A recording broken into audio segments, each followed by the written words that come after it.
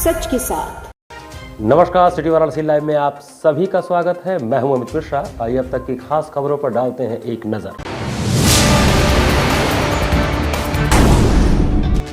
संगमरमर शताब्दी वर्ष संगीत समारोह के चौथी निशा में बही गायन वादन और नृत्य की त्रिवेणी। 114 किलो 500 ग्राम गांजा के साथ 3 तस्करों को किया गया गिरफ्तार। बाबा साहेब भीमराव अम्बेडकर की मनाई गई 132वीं जयंती, जगह जगह हुए विविध आयोजन।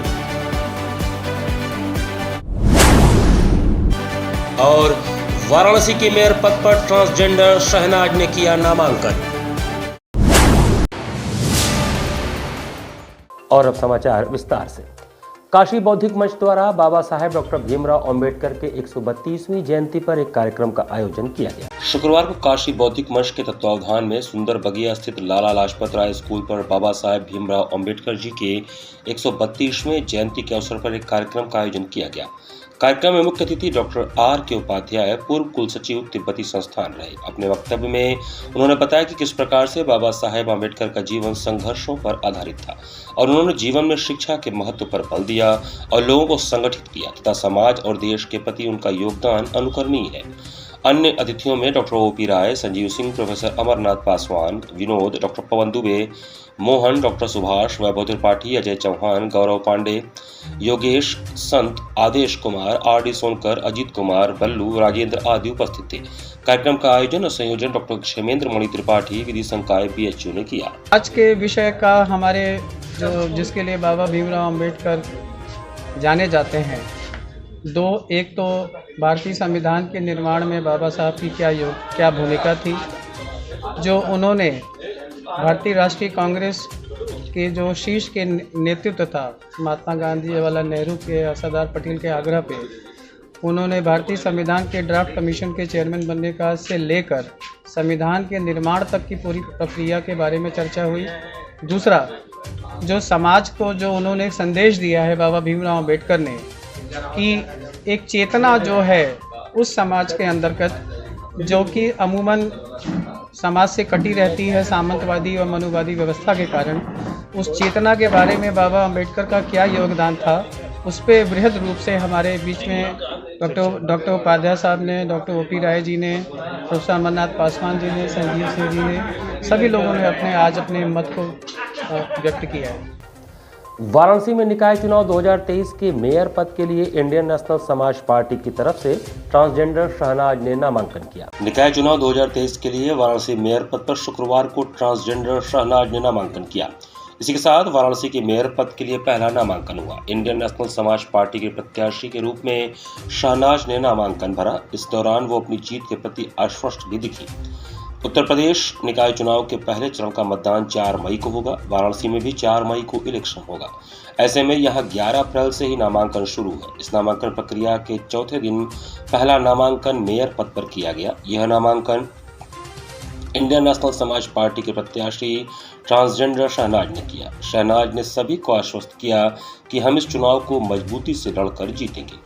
शहनाज ने पर्चा दाखिल करने के बाद कहा कि उनकी पहली प्राथमिकता काशी से सभी भू माफियाओं को जेल भेजना होगा। उनसे आम जनता को मुक्ति दिलाएंगे। नगर निगम के तालाबों और जमीनों को कब्जेदारों और भू माफियाओं से मुक्त करवाने का उन्होंने संकल्प लिया। मैं बनारस को राष्ट्रीय धर्म स्थल का दर्जा दिलाऊंगी और नगर निगम में रिक्त पदों पे परमानेंट भर्ती कराऊंगी। जितने भी धार्मिक स्थल और धार्मिक कुंड हैं हमारे बनारस में, जिस पे लोगों ने अनंत कब्जा कर रखा, वो सारे हटवाऊंगी। स्वच्छ काशी बनाऊंगी। भारत रत्न डॉक्टर भीमराव अम्बेडकर की 132वीं जयंती पर कचहरी स्थित उनकी प्रतिमा पर माल्यार्पण कर श्रद्धासुमन अर्पित किए गए। भारतीय संविधान के शिल्पकार, सामाजिक न्याय के उन्नायक, महान समाज सुधारक भारत रत्न डॉक्टर भीमराव अम्बेडकर की 132वीं जयंती पर कचहरी चौराहा स्थित उनकी प्रतिमा पर भाजपा महानगर अध्यक्ष विद्यासागर राय ने माल्यार्पण कर श्रद्धासुमन अर्पित किया। इस अवसर पर विद्यासागर राय ने श्रद्धांजलि व्यक्त करते हुए कहा कि 14 अप्रैल 1891 को जन्मे असाधारण प्रतिभा के धनी डॉक्टर भीमराव अम्बेडकर एक प्रसिद्ध राजनीतिक तथा समाज सुधारक भी थे। उन्होंने भारतीय संविधान के निर्माण में अपना अमूल्य योगदान दिया था, जिसके कारण उन्हें भारत का संविधान निर्माता भी कहा जाता है। उन्होंने कहा कि वे एक प्रसिद्ध राजनीतिक नेता, दार्शनिक, लेखक, अर्थशास्त्री, न्यायविद, बहुभाषाविद, धर्म दर्शन के विद्वान और एक समाज सुधारक थे, जिन्होंने भारत में छुआछूत और सामाजिक असमानता के उन्मूलन के लिए अपना जीवन समर्पित कर दिया। उनका मानना था कि अस्पृश्यता को हटाए बिना राष्ट्र की प्रगति नहीं हो सकती है।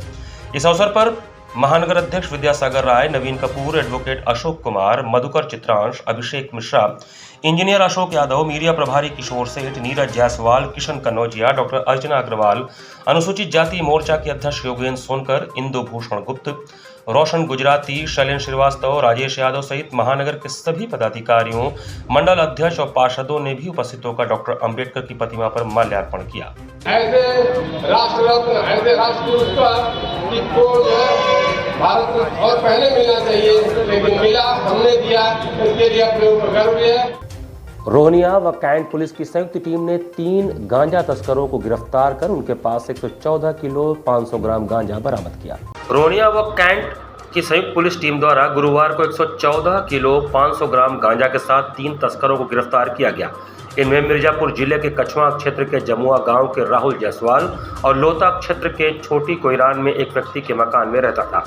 इसके अलावा लोहता के कुशवाहा नगर के सत्यम मौर्य और ओम प्रकाश मौर्य शामिल हैं। पुलिस अधिकारियों ने शुक्रवार को तीनों तस्करों को पुलिस लाइन स्थित सभागार में मीडिया के सामने पेश करते हुए एसीपी कैंट ने बताया कि तीनों गांजे की तस्करी में लंबे समय से लिप्त थे। यह बिहार से गांजा लाकर लोहता क्षेत्र के कोयरान स्थित प्रदीप मौर्य के मकान में भंडारण करते थे। राहुल जायसवाल इसी मकान में किराए पर रहता था। एक मुखबिर खास की सूचना मिली थी कि थाना लोहता क्षेत्र में एक जगह पर भारी मात्रा में गांजे की बरामदगी की संभावना है। उसी सूचना पर एसीपी कैंट और रोहनिया और उनकी संयुक्त टीम द्वारा वहां पर जाया गया और भारी मात्रा में एक जगह पर गांजे की बरामदगी की गई। इसमें 2 जगह से बरामदगी हुई है, जिनके मकान मालिक हैं सत्यम मौर्य और ओम प्रकाश मौर्य, और एक भांग की दुकान चलाने वाला व्यक्ति है राहुल जायसवाल। उन तीनों की संलिप्तता में ही ये पूरा अवैध कारोबार होता था। इसका जो मोडस ऑपरेंडी है ये कि उड़ीसा से गांजे की लाते थे खरीद कर और बिहार के रास्ते वाराणसी और आसपास के जनपदों में इसकी बिक्री करते थे। वाराणसी में रोहनिया, लोहता, मडवाड़ी, सेगरा आदि क्षेत्रों में और आसपास के क्षेत्रों में भी गांजे की बिक्री करते थे। एक अन्य वांछित अपराधी है सनी जायसवाल, जो राहुल जायसवाल के साथ ही कार्य करता था।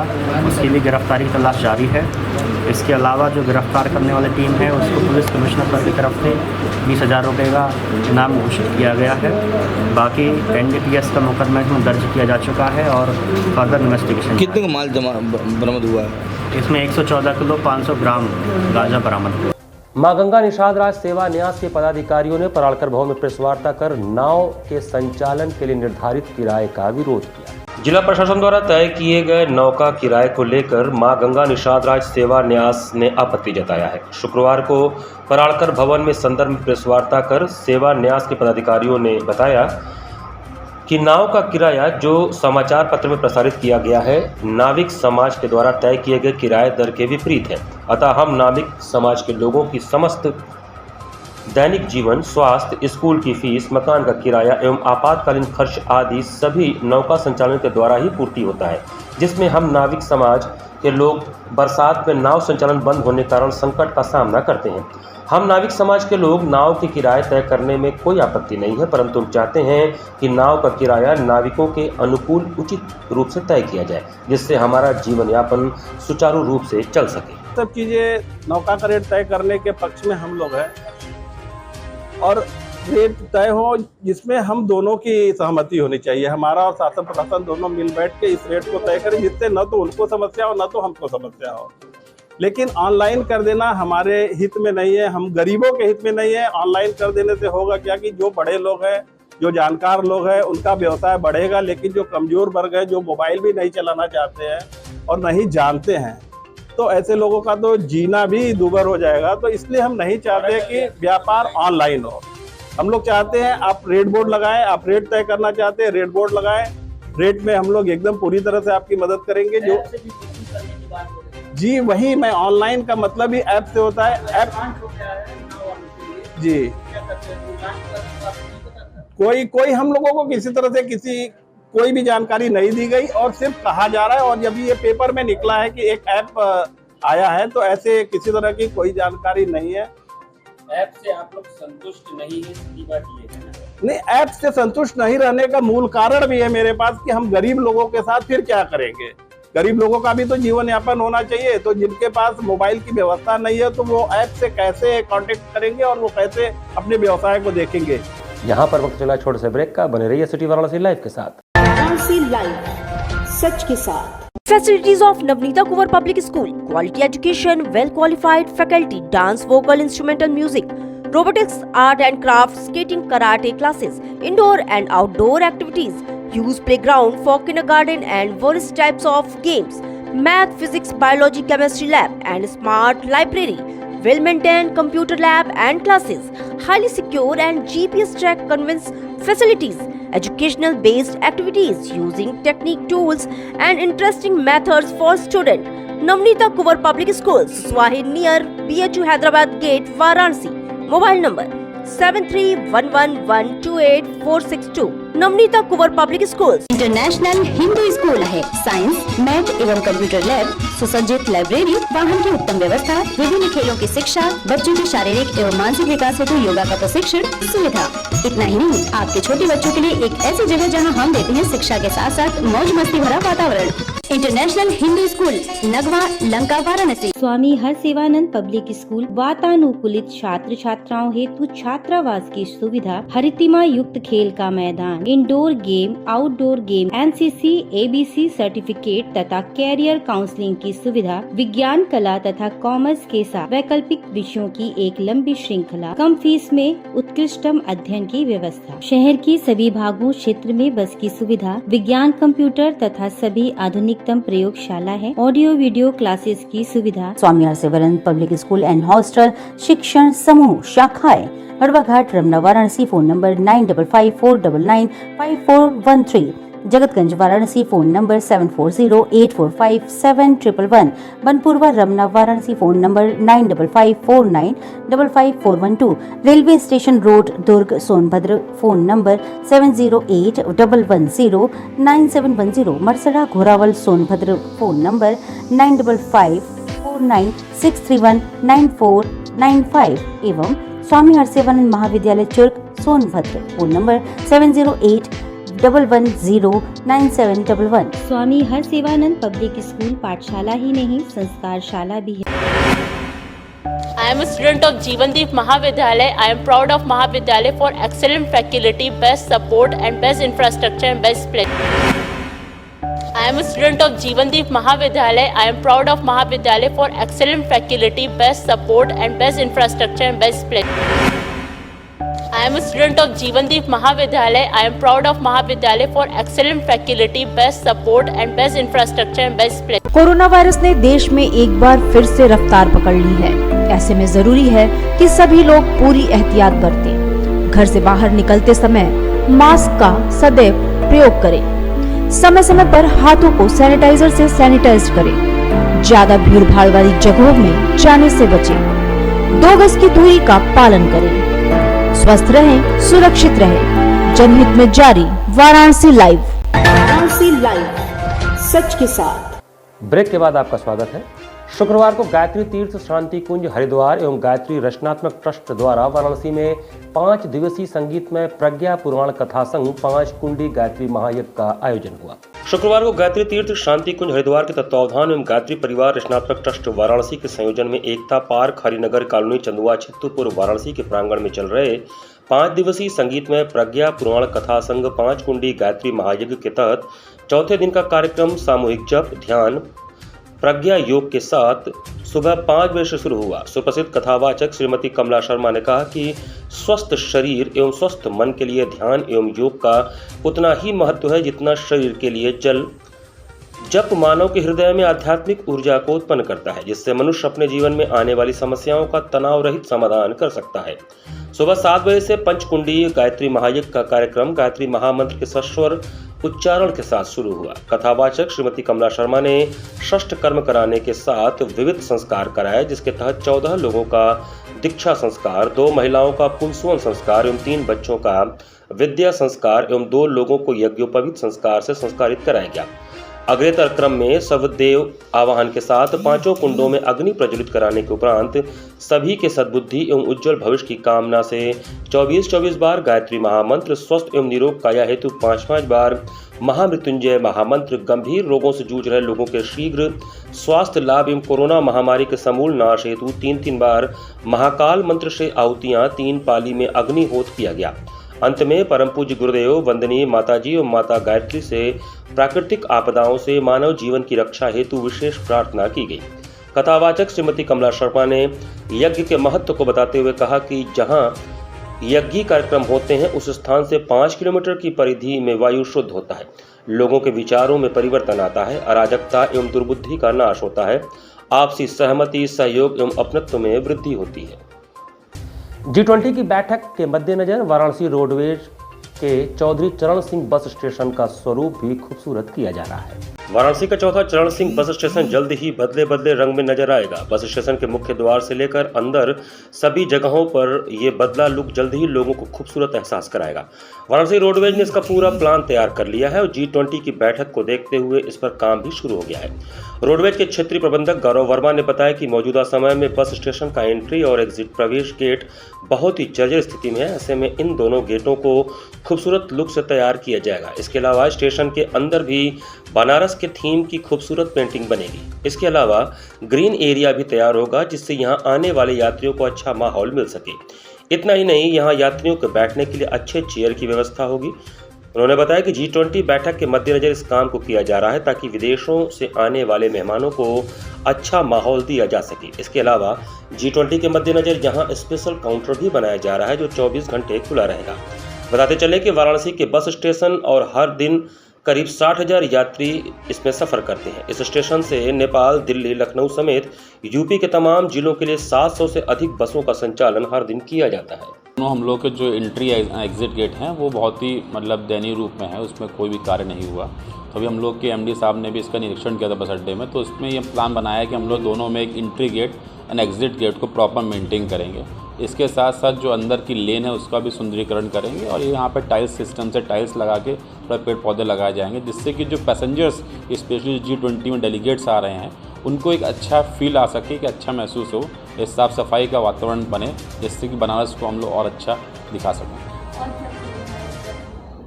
हम लोगों ने G20 को देखते हुए एक तो विशेष अभियान करके पूरे बस अड्डे को पेंट कराया है।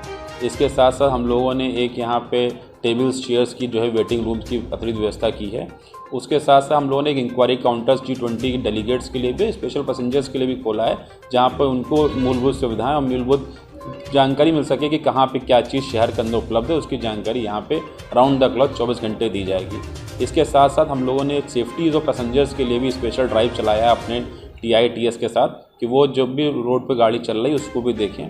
हम लोग बसेस को पेंट करा रहे हैं, हम लोगों ने बसेस को स्पेशली पेंट कराया है। इसके साथ हमने नई बसेस को भी इंट्रोड्यूस किया है G20 के टाइम पे अलग अलग रूट्स पे, कि जिससे कि सुंदरीकरण हो। और हमारी नई बसेस जो वहाँ से हमको लखनऊ से भी प्राप्त हुई 1000 बसेस, उनको भी हम लोग जो मेरे को यहाँ पर 100 बसें प्राप्त हुई हैं, उनको भी हम लोगों ने जो नियर बाई एरियाज़ है जहाँ से हमको डेलीगेट्स या हमको जो इसमें आ सकते हैं उनको हम ऑफर कर रहे हैं। बाबा संकट मोचन के दरबार में चल रहे संगीत महाकुंभ की चौथी निशा में कलाकार और श्रोता दोनों ही धन्य हो गए। संकट मोचन मंदिर का मुक्त आकाशीय प्रांगण, मुक्त श्रोतागण, मुक्त रूप से कला साधकों की हाजिरी, शायद ही विश्व का कोई सांगीतिक मंच ऐसा हो जहां हाजिरी लगाने वाले कला साधक संगीत रसिक जनों का एक ही वक्तव्य होता है, धन्य हो गए हम लोग। सही मायने में यह एक अद्भुत है जब रात्रव्यापी संगीत समारोह को कलाकार से लेकर श्रोता सुनते नहीं बल्कि जीते हैं। सप्तदिवसीय संगीत समारोह की चौथी निशा का पहला पुष्प खिला भरतनाट्यम के माध्यम से। कलाकार थीं दिल्ली से पधारी श्रीमती रमा वैद्यनाथन। उन्होंने श्री राम वंदना से नृत्य की शुरुआत कर कई अध्यायों का नृत्य के माध्यम से वर्णन कर प्रस्तुति को विराम दिया। इनके साथ सहयोगी कलावृंद ने अच्छी भागीदारी निभाई। रमा वैद्यनाथन की प्रस्तुति को लोगों ने काफी सराहा। अगली प्रस्तुति में न्यूयॉर्क से पधारे ठाकुर चक्रपाणी सिंह ने कक्षपी वीणा वादन किया। उन्होंने राग कीरवानी में आलाप, जोड़, झाला के पश्चात 3 ताल में विलंबित व द्रुत गतकारी से अपने वादन को विराम दिया। इनके साथ तबले पर पंडित समर शाह ने विद्युतापूर्ण संगत कर वादन को प्रभावशाली बना दिया। गायन के क्रम में मुंबई से पधारे पंडित अजय पोहनकर ने गायन के माध्यम से श्रोताओं को रसिक कर दिया। उन्होंने राग दरबारी कानड़ा में सर्वप्रथम 1 ताल व 3 ताल में बंदिशें गाने के पश्चात भजन ठुमरी से गायन को विराम दिया। इनके साथ तबले पर यशवंत वैष्णव व संवादिनी पर श्रीमती पारोमिता मुखर्जी ने गायन के अनुरूप भागीदारी कर गायन को एक ऊंचाई प्रदान कर दी। अगली प्रस्तुति में उस्ताद शाहिद परवेज के शिष्य पुत्र शाकिर खान ने सितार वादन कर श्रोताओं को आनंदित कर दिया। इसके बाद की प्रस्तुति में विश्वविख्यात बांसुरी वादक पंडित रोनू मजुमदार ने ऐसी बांसुरी की तान छेड़ी कि श्रोता सुध-बुध खो गए। साथ में विख्यात तबला वादक पंडित संजू शाह ने लाजवाब संगत किया। 7वीं प्रस्तुति में पंडित जसराज के शिष्य पंडित नीरज पारिक ने अपने पत्नी के साथ गायन प्रस्तुत किया। चौथी निशा की अंतिम प्रस्तुति में संतूर वादन किया कोलकाता के शुद्धशील चटर्जी ने।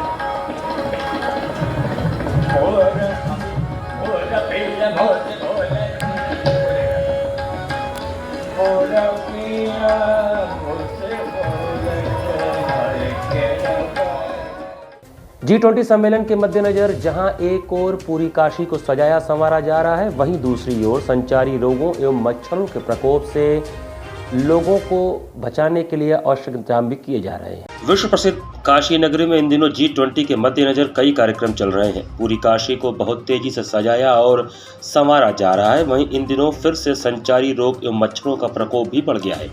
इनके प्रकोप से काशी की जनता के साथ साथ काशी आने वाले मेहमानों को सुरक्षित करने के लिए नगर निगम और स्वास्थ्य विभाग युद्ध स्तर पर अपना कार्य कर रहा है। इसी कड़ी में जहां स्वास्थ्य विभाग कोरोना के रोकथाम के लिए अनेक कार्यक्रमों के साथ सोशल डिस्टेंसिंग के साथ लोगों को मास्क लगाने की सलाह दे रहा है, वहीं नगर निगम दिन में सफाई के साथ साथ एंटी लार्वा एवं शाम को फॉगिंग कर रहा है।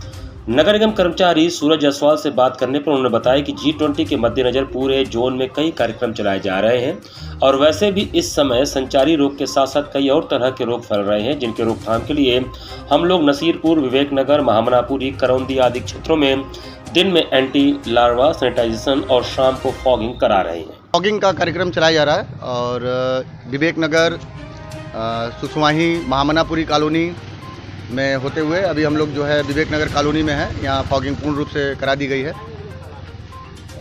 जनता को कितना जो है बहुत, यहाँ के जो सभी जनता हैं, सभी नागरिक यहाँ के प्रसन्न हैं, फॉगिंग के कार्य से बहुत संतुष्ट हैं। इसी के साथ सिटी वाराणसी लाइव का ये संस्करण में समाप्त करते हैं। मुझे दीजिए आज्ञा। नमस्कार।